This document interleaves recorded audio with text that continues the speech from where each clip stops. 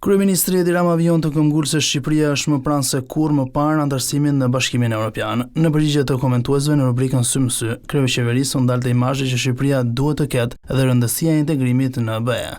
Vetëm si pjesë e BE-s, liria jone individuale do të jetë përfundimisht e garantuar. Barazia jon pari do të jetë përfundimisht e paprekshme dhe standardet e bashkëjetesës demokratike do të jenë përfundimisht të pakthyeshme dhe të mishëruar në institucione.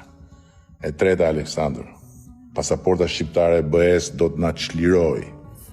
Do të na çlirojë një herë mirë nga pesha e diskriminimit si qytetar të dorës dytë këtu në mes të Europës dhe do të na bëjë qytetar të barabartë. Rama beson se Bashkimi me familjen evropiane do ndihmojë shumë ekonominë dhe do të rrisë investimet. 10 vite ne morëm mbështetje nga BE-ja diçka më shumë se 1 miliard euro. Me hyrjen në BE, të njëjtën mbështetje prej më shumë se 1 miliard euro do ta marrim çdo vit. Dhe imagjino për shembull se si do ta psoj fshati, bujqësia, si do ta psojnë fermerët. 300 milion euro minimumi në vit do të na vinë nga BE-ja për ta.